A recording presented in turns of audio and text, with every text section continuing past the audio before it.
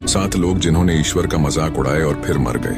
Number 1, Titanic के मुख्य designer Thomas Andrews ने अहंकार से कहा था कि ईश्वर भी इस जहाज को नहीं डुबा सकता।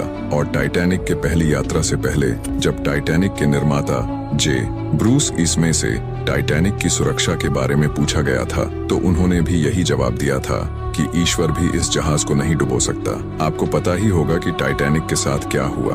नंबर 2, मर्लिन मुनरो एक बार पादरी बिली ग्राहम से मिली और उन्होंने उनसे कहा कि उन्हें अपने जीवन में शांति के लिए यीशु की तलाश करनी चाहिए। तो उनके जवाब में मर्लिन कही कि मुझे आपके यीशु की जरूरत नहीं है। ऐसा कहने के 1 हफ्ते बाद वह अपने अपार्टमेंट में मृत पाई गयी। नंबर 3, जॉन लेनन जब बीटल्स रॉक बैंड बहुत सफल होने लगा था तो उन्होंने एक इंटरव्यू के दौरान कुछ ऐसा कहा जो उन्हें कभी नहीं कहना चाहिए था। उन्होंने कहा कि ईसाई धर्म खत्म हो जाएगा, गायब हो जाएगा और सिकुड़ जाएगा। हम अब यीशु मसीह से ज्यादा मशहूर हैं। उस इंटरव्यू के कुछ समय बाद बैंड के एक फैन ने उनकी हत्या कर दी।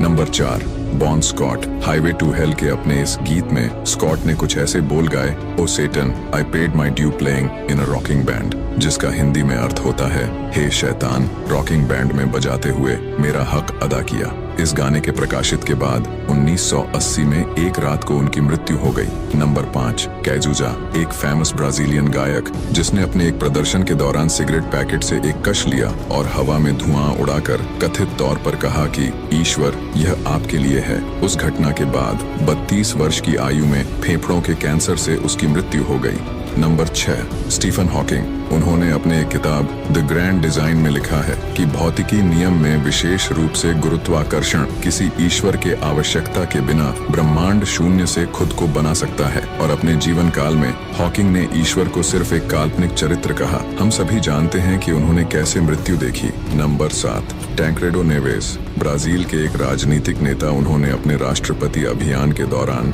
कथित तौर पर कहा कि अगर उन्हें अपनी पार्टी से 5 लाख वोट मिले तो ईश्वर भी उन्हें सत्ता से नहीं हटा सकते। वे चुनाव जीते लेकिन पदभार ग्रहण करने से ठीक पहले अचानक से उनकी मृत्यु हो गई। ये उन लोगों के नाम हैं जिन्होंने अपने जीवन काल में ईश्वर का मजाक उड़ाए और फिर मर गए। इसका मतलब यह नहीं है कि ईश्वर ने उन लोगों को मोड़ डाला। ऐसा हो सकता है कि शैतान ने यीशु से आपके विश्वास को नष्ट करने और विश्वासियों को सच्चाई से दूर ले जाने के लिए किया हो।